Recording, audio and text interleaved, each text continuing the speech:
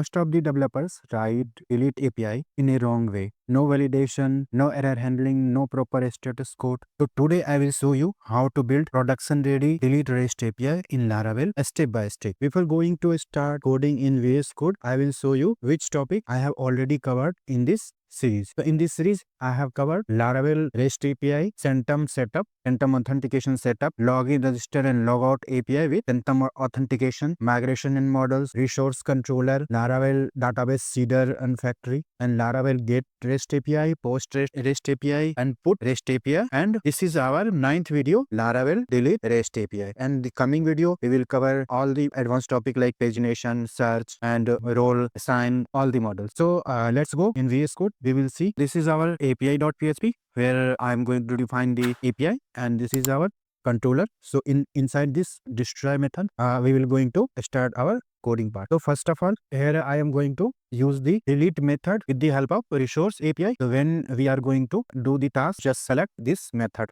delete method. First of all, we need to check the ID is exist in our table or not. So my table is this is my task table. So we are going to delete the record on the basis of ID. First of all, find the record on the basis of ID. Inside this $task, our model name is task, and inside the find function, I am passing $ID.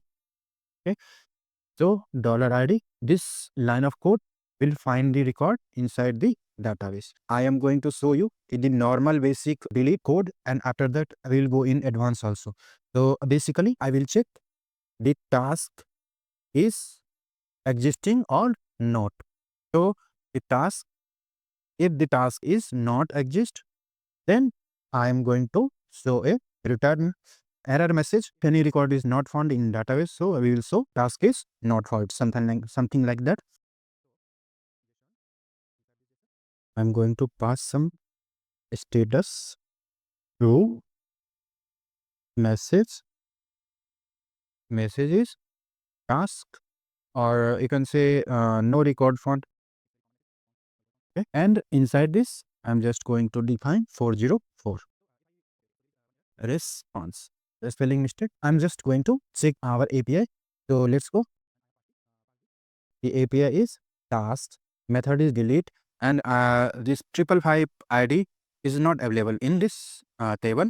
You can say 1 to 10 only ID is available. So let's go check. Okay, so you can see no record on. Okay, my code is running perfectly. Now the next step is, if the task is on, then what we have to do? We have to do inside this task model, there is a method called delete. So we will call the method delete. It will delete the record, whatever ID you have passed, that matching ID record is deleted. Okay. Return a message, response, and JSON.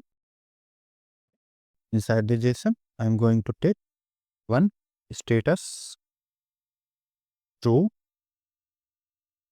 and second is message task deleted successfully. Now status code is 200 because our task is successfully done. So let's check this also. In my table, the ID is 1. So I'm going to pass this ID 1. Okay. So you can see task deleted successfully. So when I'm going to refresh the table, so one ID is removed. So I can see one ID is removed from our database table. Okay. So this is the simple way. This is the basic structure to delete the data. But if you want to use the try and catch and exception, so this is not the correct way. So I'm just going to comment this. And now I'm going to show you the advance with try and catch. We need to create a try and we need to create a catch. Okay. And inside the catch, exception. Okay. So whatever we are doing, task is successful, then I will write the code in try. But if there is any problem, so we will show the error message. Okay. First of all, we need to validate the ID. So in the previous, you can see there is no validation. Okay. So I'm just going to validate the ID. So how we validate the ID? Dollar validate equal to, I'm going to use validator. And inside this, I'm just going to ID, and ID should be dollar ID. And this ID, I'm going to set the rule also. So this ID will be required, and it should be integer, and it should be exist in task table, task, and the field will be ID. So we are just going to check. So this data is exist in task table or not. You can see validator giving error. So we need to add this in our header section.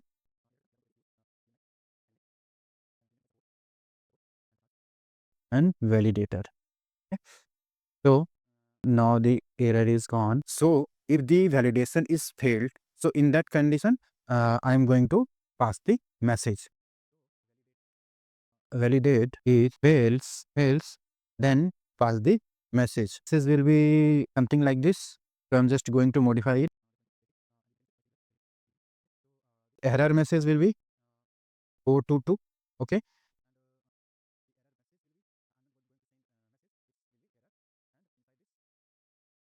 Validate method already have function errors. We can use this, and in the status, I'm going to send the false. So let's check this. If the validation is failed, then what we are getting in response. So just go in Postman, and already one record is deleted. What I am getting? Okay, the ID is, you can see, a status false, and the ID selected is invalid. Means ID is not available. Okay, so it's working. So we have check validation. If the validation error is there, so this will throw this error. Otherwise, I am just going to check the dollar task equal to task and find or fate. So I'm going to check this. The ID is found or not. Okay, and if the ID is found, task and delete it. Okay, so if the ID is not found, so then this error message will come. If the ID is found, then I'm going to delete this task, and we will return a success message. So this same message, I'm going to paste this task is deleted successfully. But if there is any problem, so in that case, we are going to return response JSON. Going to set a status. Status will be false. Okay, and message will be something went wrong. Okay, inside the error, I'm showing the whatever the error message, and there should be a semicolon. So now everything is perfect. So let's go and check one more time. So it's already if the ID is not available. Okay, if I sending suppose this ID, so it the same error message will come. Suppose I am going to send this.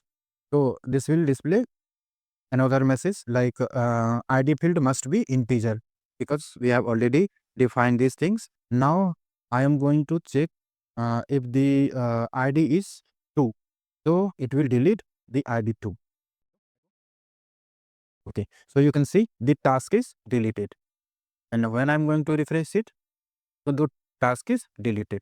So this time we are using resource API. Now I'm going to without resource API, you can say normal API. So when I'm going to normal API, so this is delete, the route name is this, and when I'm going to hit this, so it will show error message. Okay, and when I'm going to delete the record ID 3, so it will record deleted, third record is deleted. You can see third record is deleted. So all these things is happening without the any authentication and without the Centum authentication. So if I am going to use the Centum authentication, so we have to provide the bearer token. So for bearer token, we need to hit the login API. When I am going to hit this login API, we will get the token from the login API. Okay. Copy this part. So again, I'm going to send this. Okay. So you can see the error message is the field is selected ID is invalid. Okay. So it's correct. So when I am going to set the bearer token in authorization section, so it's working. So I'm going to delete this one.